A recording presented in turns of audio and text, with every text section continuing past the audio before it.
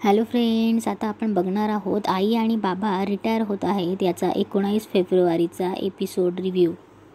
तर कालच्या भागात आपण बघितलं, स्वीटी सुदीपला भेटायला जाते आणि मकरंद तिचा पाठलाग करत असतो. हे बघून मकरंदला खूप राग येत असतो आणि शिवा तिकडून चोरून यांना बघतच असतो. स्वीटी सुदीपच्या हातात काहीतरी चिठ्ठी देते. इकडे समीर ऑफिसच्या नावाने बाहेर बाकड्यावर येऊन बसलेला असतो आणि बोलतो, इतके इंटरव्ह्यू देऊन सुद्धा नोकरी मिळत नाहीये. आता नोकरी गेली हे घरी कसं सांगायचं? पुन्हा नवीन नोकरी शोधत राहण्याशिवाय काही उपाय पण नाहीये. कोण मदत करू शकेल आपली? मकरंद पण एका गार्डनमध्ये बाकड्यावर बसलेला असतो आणि मनात बोलत असतो की हे लेटर अक्षर तर स्वीटीचे आहे आणि हा सुदीप कोण आहे? याच्याबद्दल स्वीटी मला कधीच काही बोललेली नाहीये. मुद्दाम लपवलं असेल का तिने? असं काय नातं होतं त्यांच्यात की तिने माझ्यापासून ही गोष्ट लपवून ठेवली? इकडे नाना पण नेहमीच्या कट्ट्यावर बसलेले असतात. तिथे यशवंत येतो तेव्हा यशवंतला बोलतात, ओ मिस्टर मूड, इकडे या. चला, आज कसा आहे का मूड आहे तुमचा? तेव्हा यशवंत बोलतो, काय नाना, मी माझ्या मनातलं तुला सांगितलं. ते सगळं तू तुझ्या जगाला काय सांगत बसतोस? तेव्हा नाना बोलतात, जगाला? अरे मी जगाला नाही सांगितलं. तेव्हा यशवंत बोलतो, मग तू शुभाला काय सांगितलंस? अरे घरी गेल्याबरोबर प्रश्नांचा भडीमार. मला मनातलं का नाही सांगत? चिडचिड का करतात? मला न सांगता का जातात? तेव्हा नाना बोलले, अरे काळजी वाटली मला. तू असं तडकाफडकी निघून गेलास म्हणून लावला घरी फोन, आणि शुभाला सुद्धा काळजी वाटत असेल म्हणूनच सांगितलं ना. एवढा चिडतोस काय? तेव्हा यशवंत बोलतो, अरे चिडणार नाही म्हणजे काय? तुझ्या बायकोने तुझ्या प्रत्येक गोष्टीबद्दल प्रश्न विचारला असता तर? तेव्हा असं त्यांचं बोलणं चालूच असतं. इकडे मकरंद आणि समीर एकाच गार्डनमध्ये असतात. समीर आल्यावर मकरंद बोलतो, दादा तू इथे? तेव्हा समीर बोलतो, तू इथे काय करतोयस? तेव्हा मकरंद उडवाउडीचे उत्तर देतो, अरे इथेच माझं ऑफिसचं काम होतं, मग मी इथे येऊन बसलो की छान शांत पण आहे इथे, फार गर्दी नाही, आवाज नाही, छान आहे ना बाग? तेव्हा मकरंद बोलतो, पण तू इथे कसा काय? समीर पण उडवाउडीचे उत्तर देतो की कॅफे आहे ना इकडे, कॅफेमध्ये एक क्लायंट मला भेटायला येणार होता, पण बराच वेळा झाला काही आलाच नाही. कॅफेमध्ये बसण्यापेक्षा म्हटलं छान आहे ना हे गार्डन, म्हणून म्हटलं इथेच येऊन बसावं. तेव्हा समीर बोलतो, क्लायंटचाच फोन होता, आता मी जातोय परत, तुला पण काम असेल ना? मकरंद बोलतो, हो अरे आता जातोच आहे, खूप कामं आहेत मला, तू येतोयस का सोबत? समीर बोलतो, तू त्या गेटने चाललास का? तेव्हा मकरंद बोलतो, हो. तेव्हा समीर बोलतो, मी या गेटने, कॅफे, घरी भेटूया आपण. तेव्हा ते दोघं बोलतात, हो घरी भेटूया, आणि म्हणून चालले जातात. आपले शुभा सानूला स्कूलमधून घेऊन येते. तेव्हा सानू बोलते, आजी आजोबा का नाही आला? तेव्हा शुभा बोलते, पण मी आली ना. तेव्हा सानू बोलते, पण आजोबा का नाही आला? तेव्हा शुभा बोलते, हो आपण आजोबाला सांगू सानूला न्यायला. तेव्हा शुभा सानूला सांगते, आधी कपडे बदलूया आपण. तेव्हा सानू बोलते, नो, आधी चॉकलेट मिल्क. तेव्हा शुभा बोलते, पण चॉकलेट मिल्क खाताना पितांना तुझ्या युनिफॉर्मवर सांडलं तर? तेव्हा सानू बोलते, नो, आधी चॉकलेट मिल्क. तेव्हा सानू आणि शुभा बोलत असतात, तेवढ्यात तिथे यशवंत येतो. सानू बोलते, मला स्टोरी. तेव्हा शुभा बोलते, मी सांगणार नाच तुला स्टोरी. तेव्हा सानू बोलते, नाही आजोबा सांगणार. तेव्हा शुभा बोलते, अहो आलात तुम्ही, तुम्हाला गरम गरम चहा करून देऊ का? अहो सानू म्हणत होती आजोबा का नाही आले तिला शाळेत न्यायला आणि सोडायला? तुमच्याकडनंच गोष्ट ऐकायची तिला, माझ्याकडनं नाही. काल तुम्ही गोष्ट न सांगताच झोपून गेलात, चेहरा एवढासा झाला हो पोरीचा. तेव्हा शुभा बोलते, अहो काय झालंय तुम्हाला, असे गप्प का आहात?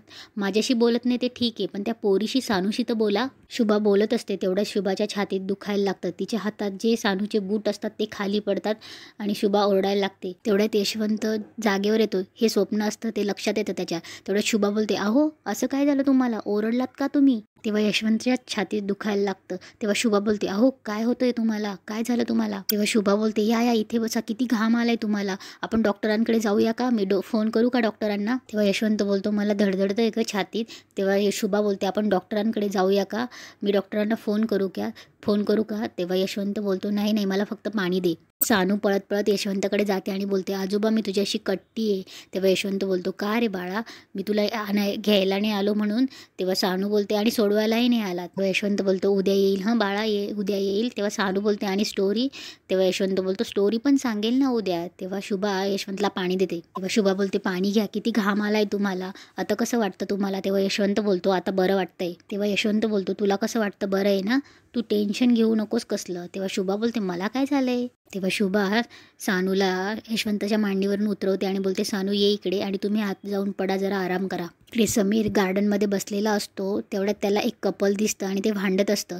तेव्हा तो मुलगा बोलत असतो त्या मुलीला की कोण होता तो मुलगा? तेव्हा ती मुलगी बोलते, मित्र होता तो माझा. तो मुलगा त्या मुलीला मारणार. तेवढ्यात समीर उठतो आणि बोलतो, काय चाललंय? मगचपासून मी बघतोय, ती सांगते ना तुला थांब म्हणून. कशाला हात पिरगळतोयस तिचा? तेव्हा तो मुलगा बोलतो, ए तू कोण आहेस? हो बाजूला. तेव्हा समीर बोलतो, ए मी नाही बाजूला होणार, मगासपासून मी बघतोय तू हात पिरगळलास तिचा. तू एका स्त्रीवर हात उचलतोयस, तुला लाज नाही वाटत हे सगळं करायची? काय गरज आहे करायची? समीर बोलतो, तुम्ही घाबरू नका मॅडम, मी आहे बघ, मी पोलिसांना फोन करेल. तेव्हा तो मुलगा बोलतो, ए तू कोण रे मला चिडणारा? हिचा यार आहेस का? तो मुलगा बोलतो, काय गे भवानी, आणि तो समीरला धक्का देतो. तेव्हा समीर बोलतो, तू धक्का नको देऊस हं. तेव्हा तो मुलगा बोलतो, काय करशील धक्का दिला नाही दिला तर? तेव्हा समीर आणि त्या दोघांमध्ये भांडणं होतात. तेव्हा तिथे 2 पोलीस येतात. तो मुलगा, ओ साहेब याला पकडा, कारण नसताना अंगावर आलाय माझ्या. तेव्हा समीर बोलतो, किती खोटारडा आहेस तू? तेव्हा समीर बोलतो, साहेब हा या मुलीला मारत होता म्हणून मी मध्ये आलो, हौस नाही मला. तेव्हा पोलीस बोलता, काय रे काय गुंडगिरी तुझी? तेव्हा साहेब मी मुद्दाम नाही करत आहे, याने या मुलीवर हात उचलला होता म्हणून मी मध्ये आलो. तेव्हा तो मुलगा बोलतो, हवालदार साहेब बायको आहे ती माझी, मी खरं बोलतोय. तेव्हा पोलीस बोलतात, काय गे नवरा आहे का तुझा हा? तेव्हा ती मुलगी पण बोलते, हो साहेब. हा तेव्हा हवालदार बोलतात, हा मारत होता का तुला? तेव्हा तो मुलगा तिला खुणवतो की नाही सांग. तेव्हा ती मुलगी बोलते, नाही साहेब. समीर बोलतो, ताई तू न घाबरता सांग, बघ मी बघितलंय, बिंदास सांग. हे बघ पोलीस आहेत, हे बघ पोलीस हे आपल्या मदतीसाठी असतात, हे असे गुंड त्रास देऊ शकत नाहीत, म्हणून तू सांग, बिंदास सांग. तेव्हा तो मुलगा बोलतो, ए गप्रे. तेव्हा समीर बोलतो, साहेब मध्ये यावं लागलं मला, नाही तर याने मारलं असतं या मॅडमला. तेव्हा त्या दोघं परत बाडबाड करायला लागतात. तेव्हा पोलीस बोलतात, गप्प बसा. ए मुली खरं सांग आता नक्की काय झालं ते. तेव्हा तो मुलगा तिला खुणवतो आणि ती मुलगी ही पोलिसांसमोर समीर समोर त्या मुलाच्या पाठीशी जाऊन उभं राहते आणि त्याचा हात पकडते. तेव्हा ती मुलगी पोलिसांना उत्तर देते, साहेब हेच आले आमच्यामध्ये, माझी काहीच तक्रार नाहीये. तेव्हा समीर बोलतो, काय अहो ताई मी स्वतः. तेव्हा हवालदार बोलतात, वा चांगल्या घरातले वाटतात तुम्ही, का दिवसा ढवळ्या बागेत बसून लोकांच्या गोष्टीत तुम्ही नाक खुपसतायत? तुम्हाला बरं वाटतं का? काही कामधंदा नाही का? तेव्हा समीर बोलतो, साहेब 1 मिनिटं, याला घाबरतायत याला घाबरतायत म्हणून त्या सांगत नाहीयेत. बघा ना साहेब, त्या घाबरलेल्या दिसतायत, तुम्ही लांब घेऊन जा, त्यांना सांगतील ते. ताई तुम्ही सांगा ना. ताई मी बघितलं ना, त्यांनी हात उगारला नाही का, मी नसतो आलो तर मारलं असतं त्यांनी तुम्हाला. समीर बोलतो, ताई बोला ताई, असं करून नाही चालणार. तेव्हा ती मुलगी बोलते, नाही साहेब खरंच बोलते मी. तेव्हा समीर बोलतो, शपथ आहो खरं बोला हो. तेव्हा हवालदार बोलतो, ए बस झाला ना तुझा शहाणपणा. त्यांना बोलतो, ओ जा तुम्ही. तेव्हा हवालदार समीरला बोलतात, बरं बोलतो आता. तेव्हा समीर बोलतो, मी खोटं नाही बोललो साहेब, मी जे सांगितलं ते खरं सांगितलं. इकडे स्वीटी घरात येते आणि शुभाला आई म्हणून हाक मारते. तेव्हा शुभा बोलते, अरे वा एक खुश दिसतेस ही मुलगी, काय ग कुठे गेली होती? तेव्हा स्वीटी बोलते, मी माझ्या एका फ्रेंडला मिळणे गई थी, कॉलेज का एक फ्रेंड आहे. तेव्हा शुभा बोलते, हो काय बोलते, खूप गप्पा झाल्या असतील ना तुमच्या दोघांच्या? तेव्हा स्वीटी बोलती, हो आई. स्वीटी बोलते, आई आपको पता है मकरंद जिस कंपनी में ट्राई कर रहा है ना, उसी कंपनी में वो जॉब करता है. बहुत बड़ी कंपनी है, उसके ब्रांचेस ऑस्ट्रेलिया जापान बड़ी बड़ी कंपनी है, अलग अलग देशों में है. और मेरा दोस्त कह रहा था कि मकरंद को ये जॉब जरूर मिलेगी. मैं सुनकर इतनी खुश हुई. मकरंद को जब ये पता चलेगा ना तब वो कितना खुश होगा ना. तेव्हा शुभा बोलते, अगं मक्याचं लहानपणापासून स्वप्न होतं, त्याला परदेशात जाऊन नोकरी करायची आहे. मक्या माझा हुशारच आहे, तुला सांगू त्याला नक्की हा जॉब मिळेल बघ. तेव्हा स्वीटी बोलते, वो तो है, आणि ती शांत बसते. तेव्हा शुभा बोलते, काय ग अशी उदास का झालीस? तेव्हा स्वीटी बोलते, आई मेरा बस चले तो मैं आप दोनों को छोड़ के कहीं भी ना जाऊँ. स्वीटी बोलते, आई मकरंद के लिए ये जॉब बहुत इंपॉर्टेंट है, मैं जानती हूँ, लेकिन मकरंद को वहाँ ऑस्ट्रेलिया जाना है और मुझे यहाँ रहना है. तेव्हा स्वीटी बोलते, आइडिया, उसे जब ये जॉब मिलेगी ना तो मैं उनसे कहूँगी कि यही किसी ब्रांच के लिए ज्वाइन करो, मतलब इंडिया के बाहर जाने की ज़रूरत नहीं है. तेव्हा शुभा बोलते, अरे वा असं झालं तर किती बरं होईल ना, म्हणजे आपण सगळे एकत्र राहू. तेव्हा शुभा बोलते, अगं पण मक्याला आवडेल का ते? स्वीटी बोलते, आई आप ही समझो ना कि आप सब यहाँ और हम दोनों वहाँ जाके क्या करेंगे, साथ साथ रहने में जो मजा है वो ऐसे अलग से दूर रहने में कहा. तेव्हा शुभा बोलते, खरंच स्वीटी, सगळ्या मुलांनी जर असा विचार केला ना तर आमच्यासारख्या वयस्कर आई वडिलांची काळजीच मिटेल.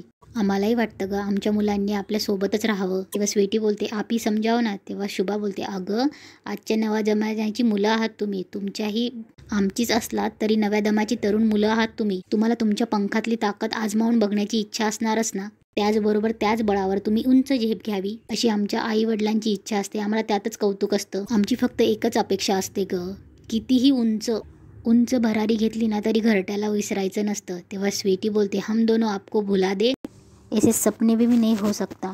तेव्हा शुभा बोलते, किती ग माझी गुणाची स्वीटी ती.